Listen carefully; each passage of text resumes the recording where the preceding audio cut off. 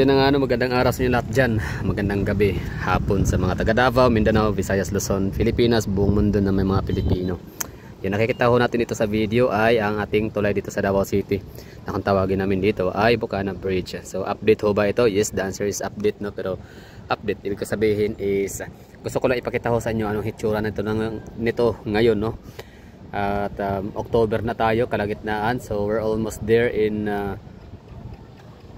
November, no? Sabi kasi parang mid-November pagkakarinig ko yun eh. Oh, tsaka ang sabi naman nung February, alala ko yun February, no? Sa 2025, binasa ko yung tungkol dito sa DPWH project na to, no? So Davao Bridge Construction sa Bukana.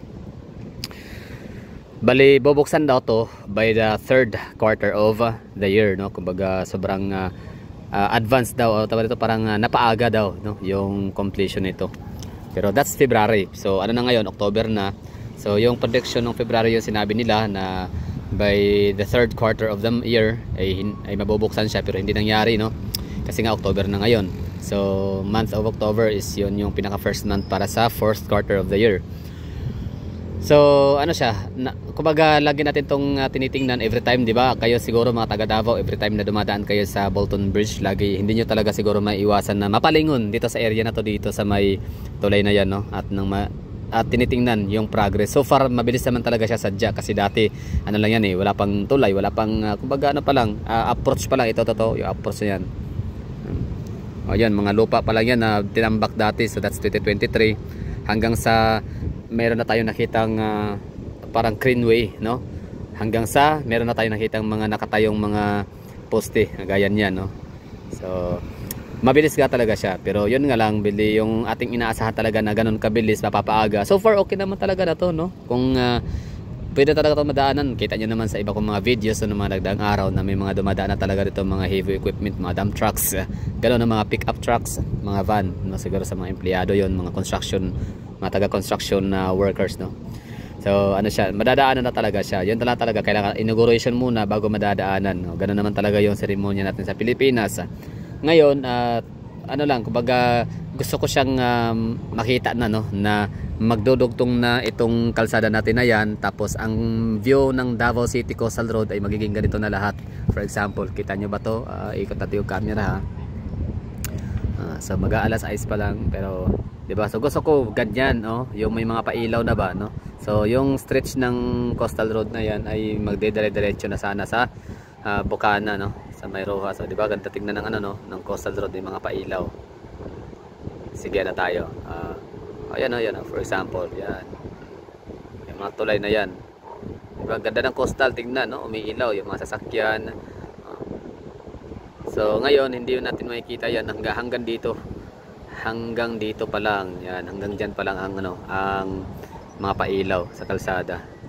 So sayang lang, no, at hindi pa to nabuksan, hindi natupad yung prediction ng mga sinabi ng DPWH na yun na nga, I mean, DPWH, no, kasi by the month of February nasa 70% na yung kanyang ano, no, yung kanyang status, no, ng construction. So ngayon ano nang pitcha, October na, so tapos na siya, like wala tayong problema, okay na yan. So siguro isa rin siguro sa dahilan, no, kaya hindi to mabuksan kahit okay na siya, dahil nga siguro sa hindi pa tapos yung sa may segment ng Rojas Boulevard segment.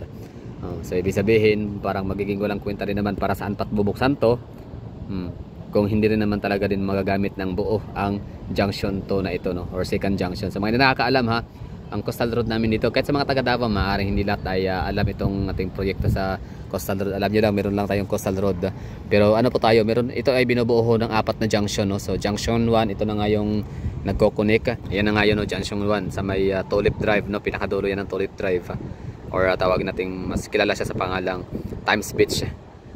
So ngayon, I mean, yan ay ano, 7.3 kilometers or 7.5 kilometers ang kanyang ano talaga, no, stretch hanggang doon sa may pinakadulo ng CP Garcia intersection sa may Barangay Bago Aplaya.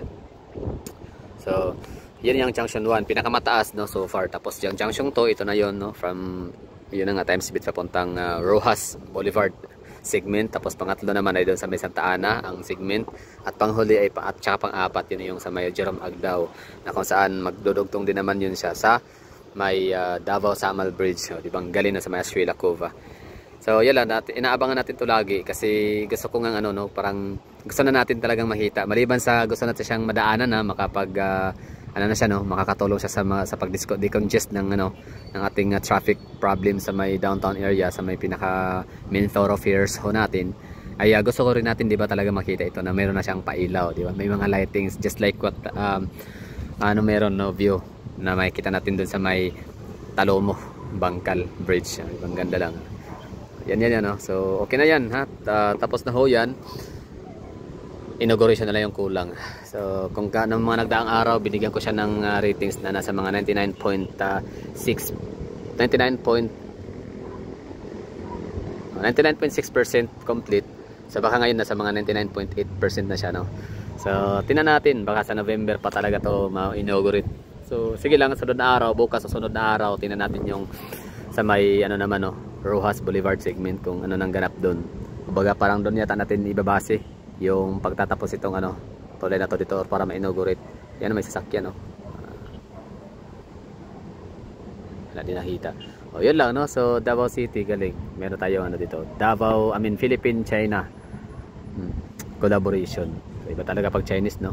Kasi ang ginawa kasi ni Tatay Digong, ano, parang rekta talaga siya sa ano, loan, rekta sa construction contractors, no? Tapos yun na, hindi na dumadaan sa mga katsinong congressman. Kaya nga gutom na gutom ito mga congressman sa panahon na Tatay Digong. Nakaupo na si BBM, ayan, kahit pa ipagkano doon nila ang mga Duterte, basta kaya makapagnakaw sila. Anyway, sila nga update natin dito sa tatulay sa may ano, tulay natin dito sa may Bukana Bridge, Davao City. So ang ganda niya tignan, dagdagan talaga sa view ng Davao City.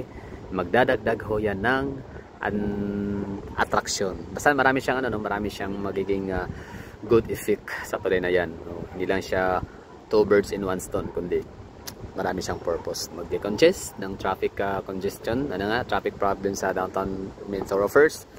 Makatulong talaga siya na makapag-shorten ng ating mga trips and travels, makapag-tipid ng mga gasolina, oras, basta marami ng economical ano talaga siya, economic growth, ano pa tawag dyan, no? Basta meron siyang kinalaman sa ekonomiya, no? So makakatipid sa oras at gasolina at mapabilis pa ang serbisyo, mga logistics, cargo, ano pa yung mga deliveries, gano'n, no? Serbisyo. So it's all about ano siya, hindi na siyang beautification, pwede na rin, no? Dagdag siya sa ano, beauty is in the eye of the beholder. So yan lang ang update natin dito sa Davao City, Bukana Bridge. So ito yung tsura niya paggabi, wala pa siyang ilaw. So ano na tayo, excited na tayong dumating yung puntong may pailaw na yan dyan. Diba, ganda nga tingnan dito na area, Davao City. Kaya dito sa portion na to, ayan, medyo madilim pa siya, no? Wala pang liwanag. Diba, pansin nyo, no? Dito na area, medyo ano siya, walang mga lightings masyado, no? Walang ilaw, hindi ganoon ka light up, Samantalang dito, ikot na natin. Samantalang dyan, di ba, napakaliwanag na bahagi, yun, linaw ng ano, no, ng dagat, linaw ng ano, papawid ng ano, atmosphere dyan sa may area na yun, sa coastal. Ganda, no, pailaw. Ito naman yung papuntang downtown. So far itong gusali pala na to dito ang ano, no, nagbibigay liwanag. Basta dyan na area madilim pa, di ba, tulay, madilim.